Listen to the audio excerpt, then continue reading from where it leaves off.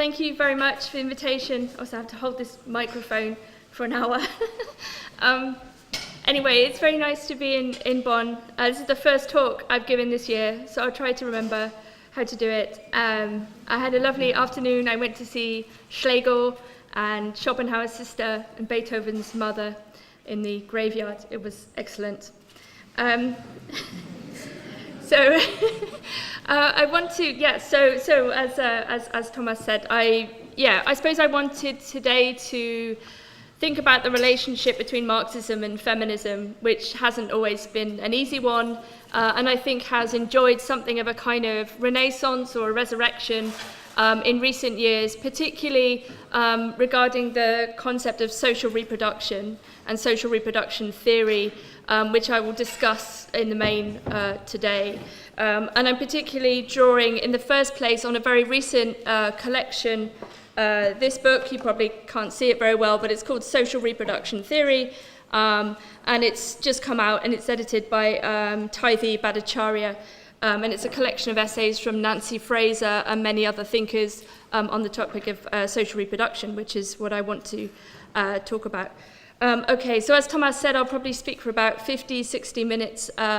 I'll try to speak slowly, and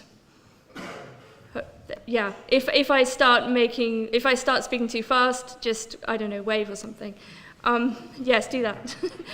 It becomes a problem sometimes. Okay, but I wanted to begin with two quotes from Tythi Bhattacharya from this collection, from her essay entitled How Not to Skip Class, Social Reproduction of Labor and the Global Working Class, from this collection that I just mentioned. So she writes, what we designate as two separate spaces, A, spaces of the production of value, and B, spaces for the reproduction of labor power, may be separate in a strictly spatial sense, but they are actually united in the theoretical and operational senses. Okay, that's the first quote. The second quote, the working class for the revolutionary Marxist must be perceived as everyone in the producing class who has in their lifetime participated in the totality of the reproduction of society, irrespective of whether that labour has been paid for by capital or remained unpaid. Okay, so those are the two kind of anchoring quotes. And as I said already, I think there's been a huge increase, perhaps in the last maybe 8 to 10 years, in social reproduction theory. And it's interesting to think about why that might be in the context of particular transformations in labour, in the labour market. So the types of jobs that people have, where perhaps that boundary between what we might imagine as a kind of the space of the production of surplus value, you know, the older image of the factory, has given way to something like the social factory, and the kind of blurring of the boundaries between where we work and where we live and where we reproduce ourselves socially, that is to say, keep ourselves alive and keep others alive. And I think we see this particularly perhaps in the United Kingdom, where, you know, obviously speaking from that particular location, where there's been this kind of concerted effort to destroy any industry in the 80s, the mid-80s, in the name of a kind of fantasy image of a kind of knowledge economy, and that kind of blurring of the boundaries between kind of basic human capacities, so the capacity to kind of speak and write and communicate, and that the way in which that might generate value for the economy. So I think, you know, there's an obvious way in which the blurring of those boundaries is sort of might be part of the explanation for why there's been a kind of a reawakening of interest in social reproduction. Okay. But I want to start before that. I want to go back to the 19th century to begin with. So how best to understand the often vexed history, present and future of Marxism feminism? Is it a fundamental unity, a relation, a hierarchical pairing, or one fragment of a larger whole? The metaphorical placing of the two has often revealed much about its perceived relation in theory and in practice. So in Clara Zetkin's 1896 speech entitled Only in Conjunction with the Proletarian Woman Will Socialism Be Victorious, she sees the relation between Marxism and feminism as first and foremost a practical question. how best to incorporate proletarian women into the socialist struggle, and at the same time avoid understanding women's interests as separate concerns. Okay, so this is a quote from Zetkin from 1896. Our guiding thought must be, we must not conduct special women's propaganda, but socialist agitation among women. The petty, momentary interests of the female world must not be allowed to take up the stage. Our task must be to incorporate the modern proletarian woman in our class battle. We have no special task for the agitation among women. Those reforms for women which must be accomplished within the framework of today's society are already demanded within the minimal programme of our party. So that's Zetkin. So Zetkin's critique of the supposedly factional, sort of special interest pleading of bourgeois feminism, what she calls the plea to subsume the petty, momentary interests of the female world, sets the tone in many ways for the subsequent historical back and forth over whether in theory and practice feminism must subsume itself in the name of the class struggle or postpone itself sort of temporarily until after some tentative revolutionary moment, thus displacing itself in both space and time. Or whether there can be no true communism or Marxism without feminism, another way of asking the question, or whether indeed there is a fundamental antagonism between Marxism and feminism, in theory or in practice or in both. On the latter point, one thinks of Sheila Rowbotham's experiences of the revolutionary movement in the 1960s and 70s, and this is a kind of autobiographical reflection. So Rowbotham writes, the language which makes us invisible to history is not coincidence, but part of our real situation in a society and in a movement which we do not control. Our subordination is so deeply internalized that it has taken women's liberation to reveal it. The pain, emotional violence, and intense rejection of the male-defined revolutionary movement, which some women have expressed as part of a specifically feminist consciousness, are inseparable from that invisibility. So the replication of patriarchal, not to mention racist attitudes that Rowbotham and others identify within the revolutionary movement draw attention to a crucial question in the relation between Marxism and feminism. What would it mean to think both together from the beginning? To neither subsume feminism under Marxism nor postpone its demands in the name of the more serious, more universal, ongoing class struggle. On the face of it, this doesn't look too difficult, she says naively.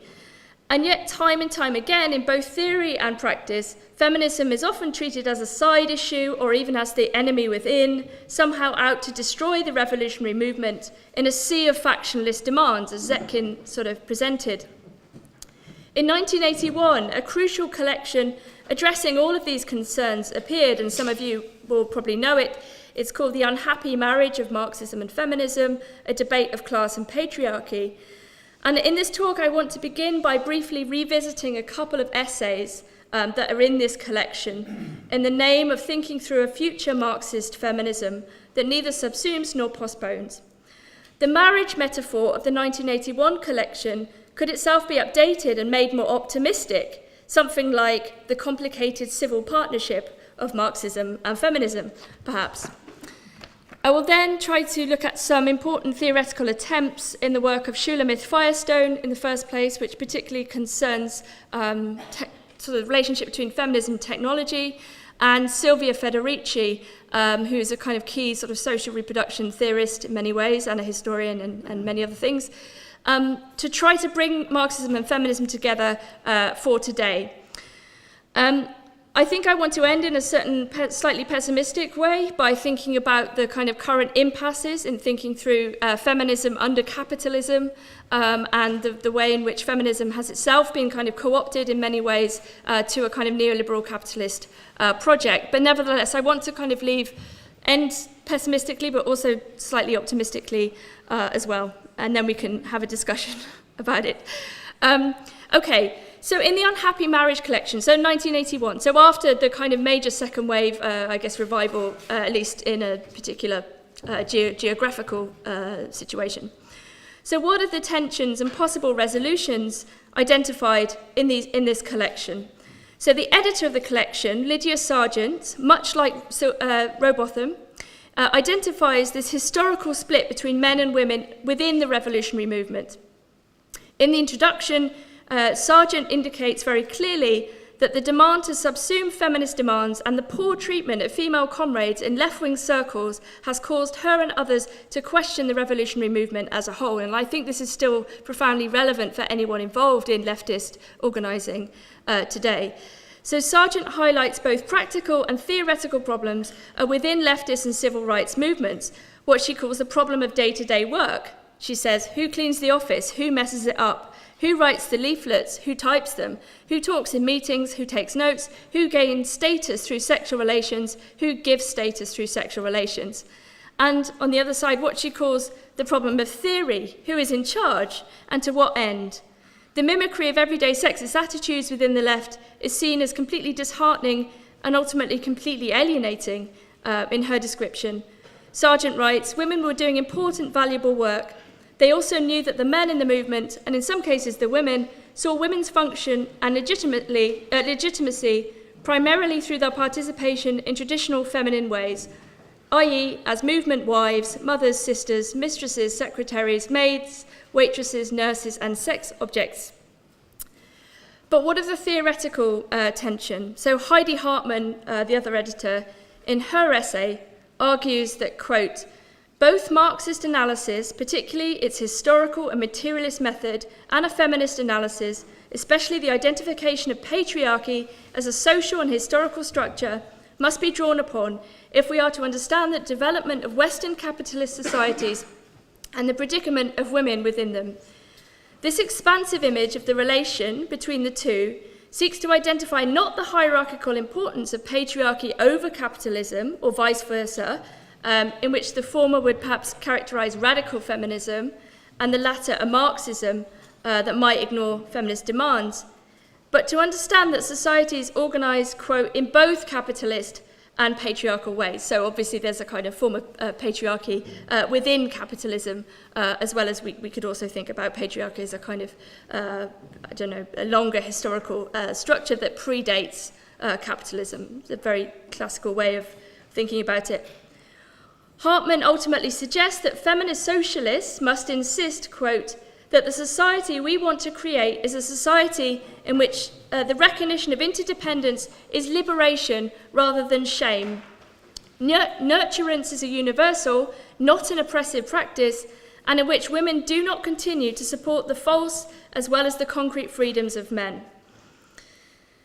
Elsewhere, however, Hartman's reconciliation, understood as a dual systems theory approach, is criticised precisely for keeping these two streams open. Irish Young suggests instead that what is needed is a single theory that kind of fuses Marxism and feminism, developed out of, quote, the best insights of both Marxism and radical feminism, which can comprehend a capitalist patriarchy as one system in which the oppression of women is a core attribute. And I think Young's position, in a sense, predates the kind of social reproduction theory that I'm going to talk about in a bit. Young's alternative is to see the division of labour, particularly as it is gendered, as the often neglected category within class analysis. By moving this category to the forefront, we can bring gender relations and the position of women to the centre of historical materialist analysis, instead of treating women's roles and women's work as secondary features in a wider landscape. Need it be pointed out that women make up the majority of the world's population and do the majority of the work. Here, the gender division of labour is understood as the first division of labour. Here is where the feminist centralising of questions of labour really come into their own. What does it mean to think about labour where the question of gender is present from the start? So I'm going to talk a little bit about Shulamith Firestone, although she's relatively unusual within the kind of history of thinking about the relationship of Marxism and feminism. She's quite a kind of extreme figure, but I think she's relevant today precisely because of a reconsideration of thinking about technology and I suppose the role of technology in contemporary labour and contemporary social life. Okay, so there's only really one book, The Dialectic of Sex, that she wrote. She wrote an autobiographical work as well, but the major theoretical work is a book she wrote when she was about 24, in fact. Okay, so I want to talk about Firestone briefly. Her work is significant for taking on precisely this project of making the link between the oppression of women and the revolutionary overthrowing of this oppression via technology that would obviate the work that women typically bear, whether it's the work of childbearing, domestic labour, or paid work. As a vision of the history, present, and possible future of human emancipation, Firestone's brief tract, The Dialectic of Sex, is remarkable. Her materialist view of history based on sex itself seeks to expand the work of Marx and Engels by making gender, or really sex, understood biologically, and whose division is described by Firestone as sex class. So women are the original sex class. So she thinks that sex class kind of precedes economic class. It's the kind of the fundamental basis upon which human society and history has been based. So sex class is the key term. So Firestone, in a play on words and revolutionary theory, argues that the political demand is to seize the means not only of production, but of reproduction as such. Women will not be free until they are liberated, she says, from biology as well as work, so labour in both senses as well, in English at least. But what is sex class? Okay, Firestone writes, sex class is so deep as to be invisible. Like Freud's unconscious, which is revealed only in moments of breakdown and lapses of speech, the unspoken acceptance of the nuclear family, in particular, must be revealed in its contradictory character. It depends upon the sex divide, but continually seeks to render the division of labour it involves obscure, both to participants and to wider society. Firestone and Engels both share the view that reproductive difference between the sexes is the first division of labour, or as Engels puts it, quote, according to the materialistic conception, the determining factor in history is, in the final instance, the production and reproduction of immediate life. Yet seizing the means of reproduction is neither a historical inevitability on Firestone's account, nor something that the technology itself will necessarily entail. And I think we see a lot of kind of technological determinism at the moment in a kind of a popular thinking that somehow technology will inevitably lead to some kind of liberation of some kind or another. Some people are not interested in liberation, they just want a sex robot, but whatever. Okay. So Firestone's nevertheless turbo-enlightenmental approach, that is to say, her argument's ultimate dependency on the revolutionary impact of speedy innovation, and her commitment to the emancipatory dimensions of these technologies was, I think, both prescient but ultimately incomplete. So the technologies that Firestone celebrated and predicted, and this is the end of the 60s, IVF treatment, wide access to contraception, advice in abortion, test tube technology are available, at least in the richer parts of the world and asymmetrically elsewhere, but their effects on the structures of the family have been negligible, or at least nowhere near as revolutionary as Firestone predicted. So she thought that these kind of technological developments in reproductive technology would, in a sense, kind of destabilise the nuclear family such that there would be a kind of social revolution of sorts. So IVF treatment, for example, which in most cases is sorry, do you know what I mean when I say IVF? I don't know what the German is. In vitro fertilization. So, yeah, okay, similar. Okay, so IVF.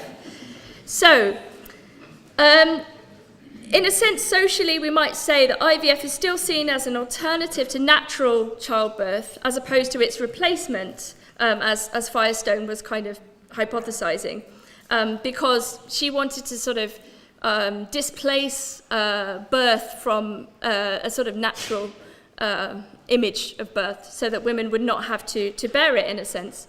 She thought that technology could sort of remove that, what she thinks is a fundamental, injustice, natural injustice, I suppose she would see it as. Okay, so while birth control has undoubtedly revolutionised the ways in which women live and work, right, it's not dispute that, it hasn't shattered the existing order, socially particularly, or ushered in a new era of widespread genderless pansexuality, or the elimination of the nuclear family model. So Firestone's work begins from the premise that sex difference is fundamentally a question of biological difference, okay, not a social construction, which is perhaps the more dominant model we might have now. So she's talking about sex, not gender, in the kind of social construction sense. So it's very much opposed to, I suppose, something like Judith Butler, which maybe is a quite dominant model now, where we're thinking more about gender and not sex in a way. So rather than suggesting the necessity of a revaluation of cultural values, for example, challenging the notion that pregnancy is an illness, for example, and undermining the idea that women are weaker than men, Firestone takes this negative assumption, these negative assumptions about female biology all the way to the end. In a sense, she agrees with those critiques, which makes her a very dubious feminist in some ways. But what she wants to say is that history has treated women poorly precisely because of their biology. Or at least their biology has been used as an excuse to generate oppression and social imbalance. And of course, this is a very, sort of typical radical feminist claim in a sense, that, women are constructed as a class on the back of, assumed reproductive capacity, that the entirety of patriarchal oppression in history is the control of women's reproductive capacity, which may involve all manner of ideas of envy, possession, property, and so on, and violence.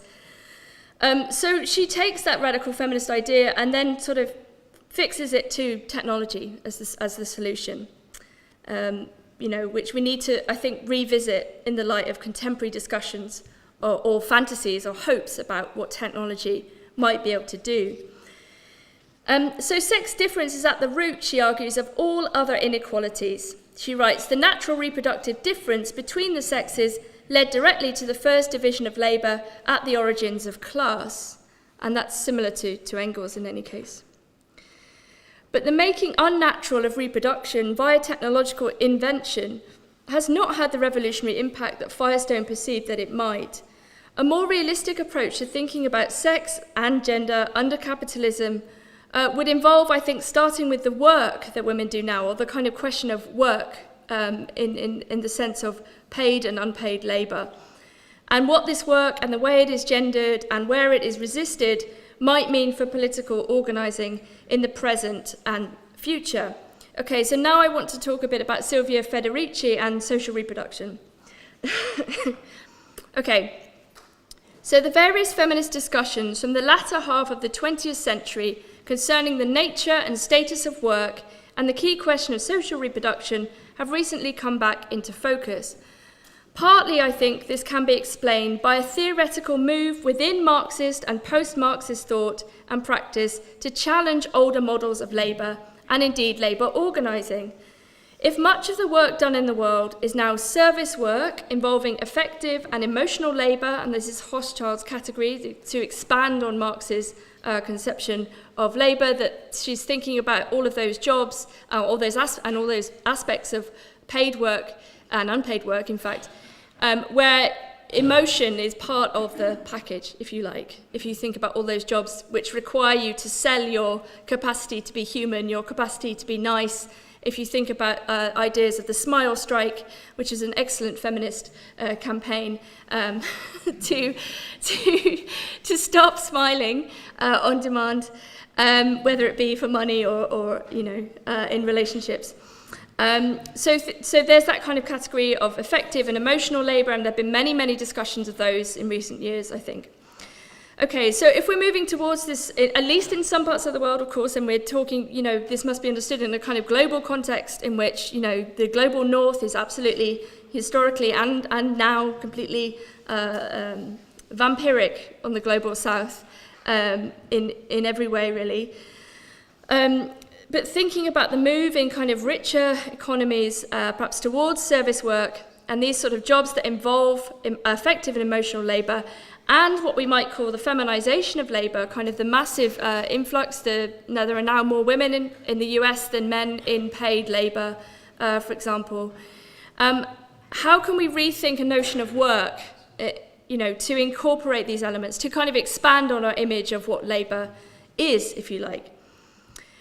So feminist work has been strong on this for a very long time, I think, and I think it makes a lot of sense to look back at these debates about work and what labour is for a revised and fundamentally feminist analysis of what's really going on. And I think in particular, expanded notion of work as care is really, really key here, the central role of care. And I think I'll probably come back to this, but this is in relation to thinking about automation and the kind of projected future of automation, which is a huge discussion in the UK and elsewhere at the moment. What work can be automated and what work can't? And this is partly a kind of moral and social question. If you think about those jobs where at the moment we would not want something automated to do them, and these would involve precisely those very jobs, like childcare, care of the elderly and the sick, although they do use care robots in Japan, but people are really lonely.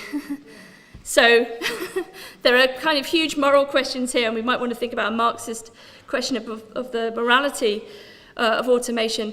But it's very historically interesting, and I think this is a pivotal moment because precisely that work, which has been gendered as female and also racialized in very serious ways, that is to say, and often unpaid, which is care work, which is so that all of that work that involves taking care of others of any age, people who are not labouring themselves, whether it's within the family or whether it's badly paid as a nurse or as a kind of a paid care worker within a family.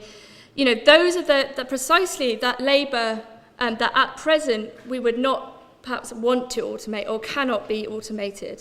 And I think, so there's a kind of interesting switch. There are all kinds of issues with automation. There's that issue, but there's also the issue of the environment and whether this can be sustained on the basis of a kind of fossil fuel economy. Will we end up with kind of robots, solar-powered robots? I don't know. It'd be weird, but whatever. Okay, so I want to think then about this question of care and nurturance as a kind of universal category of human activity, of human labour. So all the work that exists in order to keep life going, whether it's waged or unwaged work. And the erasure and undermining of women's role in this is a central feature, constitutive feature of capitalism, we have to say. As Silvia Federici puts it, quote, "Through my involvement in the women's movement, I realised that the reproduction of human beings is the foundation of every economic and political system. And reproduction here should be understood in the broadest possible sense as, quote, the complex of activities and relations by which our life and labour are daily reconstituted. That is to say, everything that makes life possible in the first place and everything that continues to sustain it. Reproduction in this broad sense is where the contradictions inherent in alienated labour are most explosive, according to Federici." So in the feminist analysis of social reproduction, which is what we're talking about, the kind of the daily reproduction of the social totality, if you like, everything that involves, so not just focusing on wage labour, labour that generates surplus value, but reproductive labour in the broadest possible sense. We should note that care is a central category. So the double character of reproductive work, as Federici puts it, means that social reproduction is not simply work that reproduces for capital. We could say, what does it take to get a worker ready for work? What goes on behind the scenes such that someone is able to then sell their labour power. So it's not simply work, though, that reproduces for capital, but also sometimes and potentially against it. Okay, so there's a kind of question about something like a strike. What would a social reproduction strike be? And the stakes are very different. If you think about a factory strike, you might lay down tools, you might engage in sabotage, you might kind of damage machines, you might kind of, refuse to work for the time that you are, supposed to be working. Whereas refusing social reproduction, there's a smile strike at one end, which has actually been used as a successful tactic among air hostesses for Singapore Airlines, who refused to smile on the basis of demands for better pay and conditions a few years ago. But perhaps more seriously, what would it mean to actually refuse to take care of somebody, right? There are clearly different limits when we're talking about life and death. Okay, so a social reproduction strike, or the idea of it, what would it mean if everybody stopped doing that work? It's not to say that that's what should happen, but to think through the stakes of that. If everybody stopped doing that work, would capital fall apart? Would capitalism fall apart, I suppose, is the interesting question. And we have to say in recent years, there have been a whole series of women's strikes, in day strikes in South America, also in North America, and other countries in Poland and elsewhere. So that's in the background of this as a form of practice and protest, I suppose. Okay, so this kind of double character of reproductive work. So care that is coerced or considered a duty is clearly a problem. So coerced emotional labour, so for example, do this because you're a woman and you're supposed to care, right, is a serious problem. I mean, that's in a sense the history of gender in many ways. The placing of women, the construction of women overwhelmingly into that class as the category of human beings who are supposed to care. So I'm not in any sense naively celebrating care as a kind of natural feature, but nevertheless there is something there that perhaps resists capitalism. If it is degendered, if you see what I mean, if everybody started to centre care as a central feature of what makes human life worth living, not just necessarily, but also politically.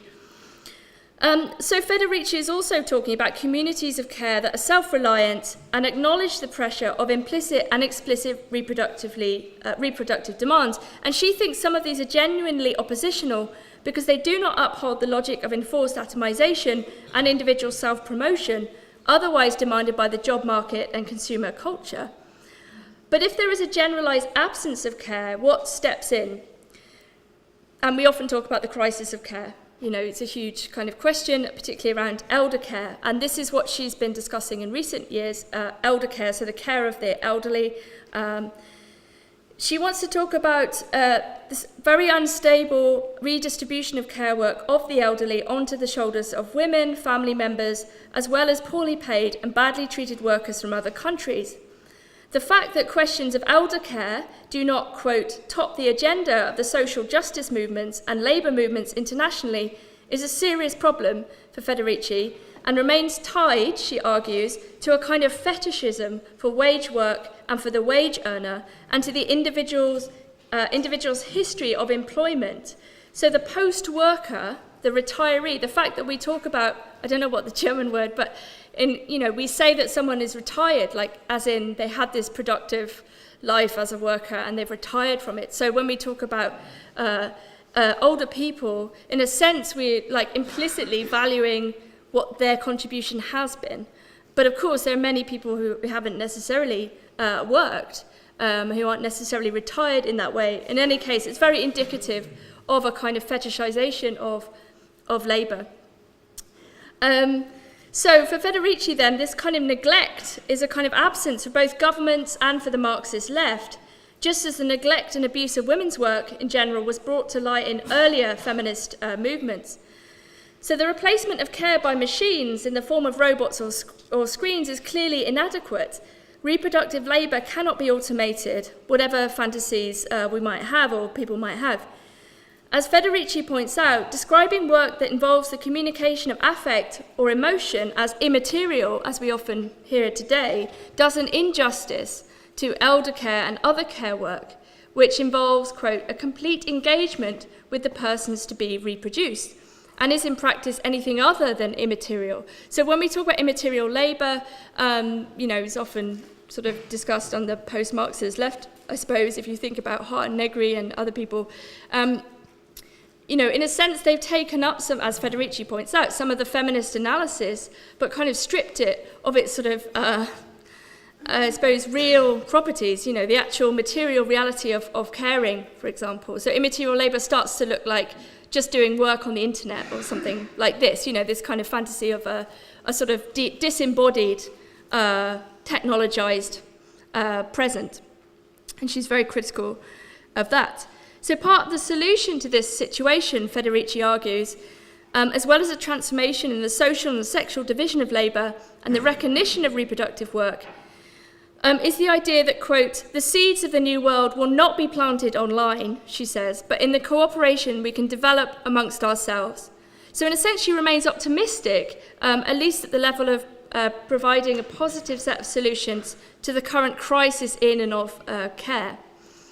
So despite the fierce battles that raged over the idea of wages for housework, which was a kind of earlier proposal by Federici and others, and they didn't just mean getting paid to do the dishes, but rather this entire idea that, it's almost taking a kind of the idea of the economization of society to its extreme, if you like. So precisely recognizing all of that unpaid labor and making a kind of provocative and polemical demand to be paid precisely for that work. It's a very interesting proposal.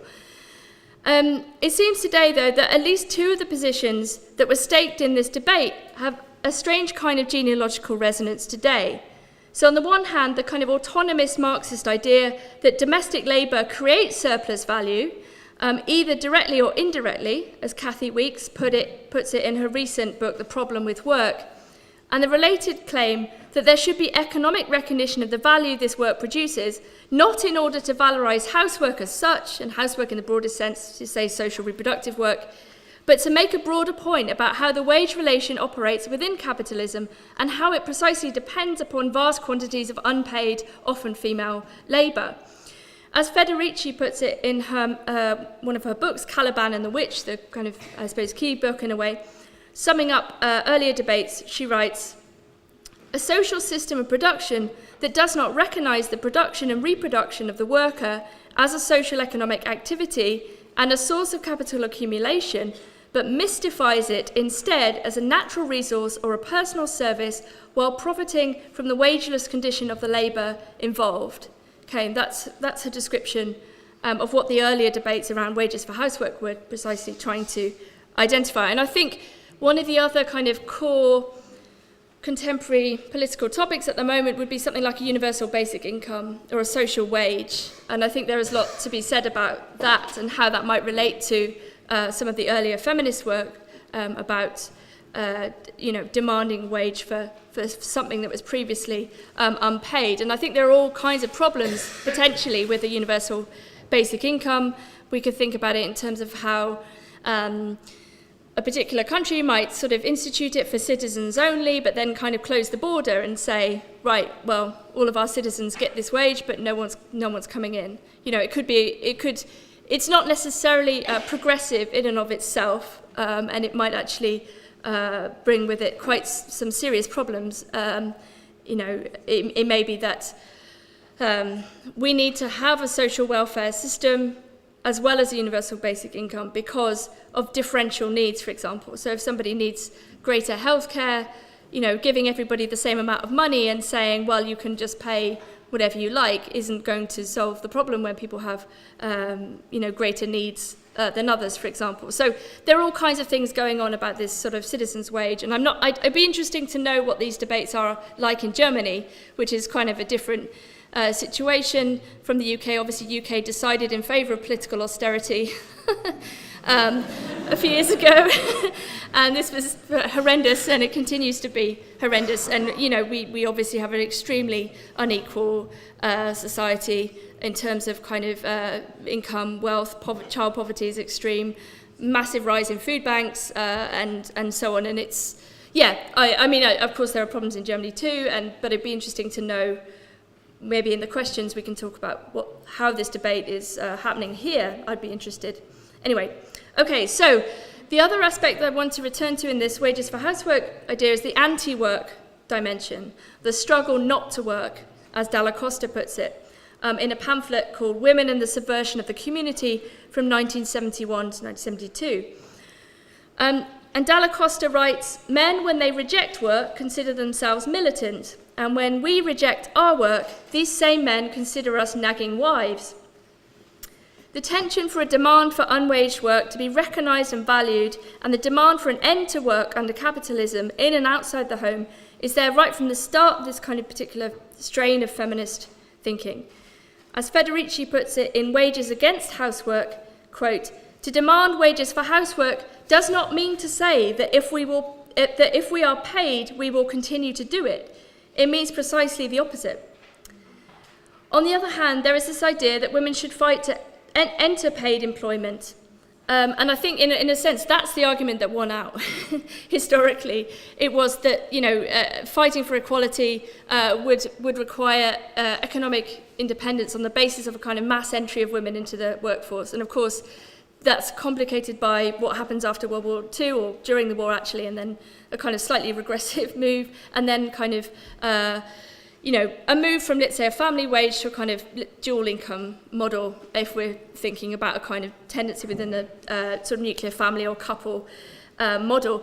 And we have, of course, seen the mass entry of women into the workforce, okay, so paid employment. And in a sense, that sort of, sort of a mainstreaming of a particular kind of image of equality. And of course, there were benefits to that in many ways. Separating women from the image of domesticity and economic independence and so on. So I don't want to be glib about this call for anti-work politics. It's quite complicated. Of course, we want to think about what it might mean to live and to work together outside of capitalism, what it might mean to cooperate and to engage in activities with one another outside of the wage model, okay? But I don't want to also completely undermine what the wage has historically brought about. And if we're thinking about Marx's relation to capital, of course, it's in a sense, there are progressive moments within capitalism itself. It does destroy some of the superstitious old bonds, it does destroy some of the negative aspects of tradition, and so on. And there's a kind of quite complex idea of modernity in Marx, as we all know, I think. Okay, so on the one hand then, there is this idea that women should fight to enter paid employment, but also that women have been being paid for jobs that are characteristic of housework for a long time. Okay, so this is Angela Davis's argument, in a paper called The Approaching Obsolescence of Housework, a Working Class Perspective. And she writes, in the United States, women of colour, and especially black women, have been receiving wages for housework for untold decades. Cleaning women, domestic workers, maids. These are the women who know better than anyone else what it means to receive wages for housework. Okay, so there's a kind of debate around, is this a kind of middle class demand to be paid for unpaid labour, or do we actually need to think about who actually is being paid for precisely this work? So Angela Davis at this period in the 70s suggests that campaigning for equal access to paid employment has a revolutionary potential because it is in the workplace that workers will together organise against exploitation. And I think historically, again, this is what has been undermined in many ways. Okay, but this is what Davis said at that time. She wrote, "The only significant steps towards ending domestic slavery have in fact been taken in the existing socialist countries," no longer existing, of course, mainly. Let's not go there. "Working women, therefore, have a special and vital interest," she says, "in the struggle for socialism. Moreover, under capitalism, campaigns for jobs on an equal basis with men, combined with movements for institutions such as subsidised public healthcare, contain an explosive revolutionary potential," she says. Okay, so the liberal feminist argument for enhanced access to the workplace as a marker of equality shares superficial similarities with Angela Davis's position in that both stress access to the workforce as the fundamental lever in achieving historical equality with men. However, the liberal feminist position, the one that historically won, I think, tends to view work as an end in itself and as a kind of personal good, without questioning necessarily its exploitative character qua capitalist function. So there's a kind of obvious limit to that mainstreaming of employment as a form of emancipation. Angela Davis's approach, on the other hand, sees work and the possibilities for organising it affords as the site of revolutionary worker self-organisation and emancipation. But are there grounds for being optimistic about the emancipatory potential of work, either from the liberal feminist liberation through participation position or from the Marxist feminist model of the workplace as a hub of working class organisation?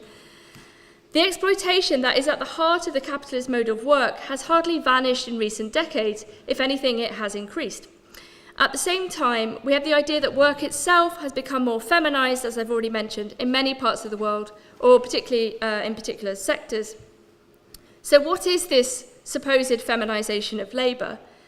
Often it involves the idea that work has increasingly taken on the attributes typically or stereotypically, we might say, associated with women: communication, service economy work, care work, or what Ali Russell Hochschild called emotional labour, as I mentioned. Theories of the feminization of labour overlap with various other contemporary theories of work: effective labour, cognitive capitalism, and so on, popularised by Hart and Negri in particular. These descriptions of work attempt to capture something of the post-Fordist nature of much contemporary labour, at least in the West. The work in question here involves, amongst other things, knowledge, language skills, emotional skills, and a blurred relationship between life and play. Elements of one's life that may have once been associated with the private sphere, so love, leisure, personality, have increasingly become attributes to be mined by employers anxious to give their customers the best service. It is not only one's labour power that is sold, but also one's soul. Always was, but just being hyperbolic. At the same time, the desire for life-work balance, if one were to maintain the illusion that they are separate things, has been rebranded as flexible work, where women especially are paid less and given fewer hours. So particularly after the global economic crisis in the UK, the public sector, where women dominated actually as employees, was completely stripped, and many thousands of people lost their jobs. And when the private sector kind of slightly re-emerged after the crash, many of those jobs were 0 hours contracts and incredibly minimally paid jobs. And this is, in a sense, the tendency of work in the UK. So where you can be called up at very short notice to perhaps work for 2 hours, not really earn enough ever to pay for anything basic, huge amounts of debt, and we can talk about debt economy as well. And this seems to me the kind of, this image of so-called flexible labour, which involves job agencies, of which there are many hundreds in the UK, many thousands I would say, and they're often branded in a particularly kind of feminised way, so like office angels, and they use pink colours and and it's kind of selling back this precariousness and this flexibility as if it were emancipatory, and this has only increased, I would say, since the crash, but it was happening before. Okay, how much time do I have? 5 minutes. Christ. Okay. Right. Maybe 7 minutes. 7 minutes, right, okay. Do I have time to have a sip of water? Don't smile. Shut up, smile if I want, I can smile if I like. All right. All right, anyway, precarity, flexibility. Shit. Okay, well, I suppose what I wanted to say, I mean, maybe the final part in any case was more obvious, and it was about the kind of co-optation of a certain kind of feminism, not only in this kind of image of capitalism. So what was earlier demand for like a life-work balance, let's say, has been totally taken over by capitalism and then resold back, if you like, as sort of flexible work, which is in fact is incredibly unstable, precarious work. So not the kind of thing that was actually being asked for in the first place, but a sort of horrible capitalist version of it. And I would say that people associated with this way of thinking would be Nancy Fraser, who's very much diagnosed this kind of issue with the co-optation of certain feminist ideas, particularly second wave ideas, and also Hester Eisenstein and Angela McRobbie, and various thinkers over the past sort of decade or so have kind of thought a lot about the way in which socialist and radical and Marxist feminist demands have been sort of reincorporated and by Capital. So Fraser, just to read a quote from Fraser on this point, she hypothesizes the, quote, disturbing possibility that, quote, the cultural changes jump-started by the second wave have served to legitimate a structural transformation of capitalist society that runs directly counter to feminist visions of a just society, for example. Okay, and Fraser talks about this in terms of a kind of uncanny double of feminism. So it's not that second wave feminism failed or is directly responsible for neoliberalism, but rather that feminism now needs to become more historically self-aware about the way in which it can and has been re-signified. And we can also think about this in terms of the invocation of feminism by imperialist projects. If you think about the way in which feminism was invoked in the Iraq War, this idea that this was about the liberation of Iraqi women from oppression, and Spivak and others have made this point very clearly, white men saving brown women from brown men, that feminism, even by people like G.W. Bush, was invoked as a kind of mobilizing force. We can think about this in relation to the Hillary Clinton campaign, or even Sheryl Sandberg, this idea of leaning in, this kind of idea that women have to fake, or be more involved in business world in order to get ahead, and that you are much sort of over-conform, if you like. And of course, she's talking about a very narrow band of women who might be CEOs, like 1% of them or whatever. But, there is a kind of corporate feminism, there's a kind of imperialist feminism, all of these things are kind of present, very, very much present in contemporary life, if you like. Okay. So, let me try and finish.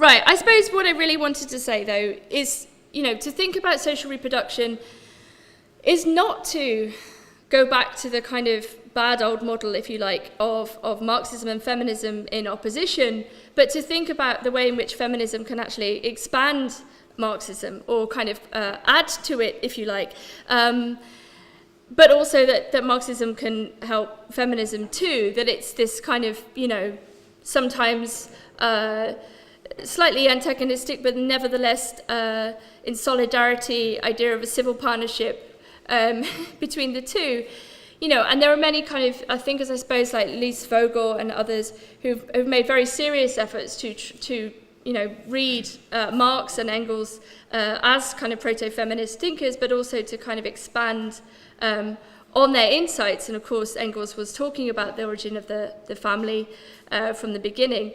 And I think what social reproduction does is give us a way of thinking about contemporary labour that's actually very useful if we're thinking about the historical transformations in the type of work. And in Britain, I would say at the moment, this whole idea of the gig economy, this whole idea of, the kind of bit work, again, this kind of complete blurring, really. Many people working from home, doing piecework, on the computers. That separation, that kind of older historical classical separation of paid labour and then other time, I think many of us, it's obvious that it's not the same as it was, if that was ever really the case.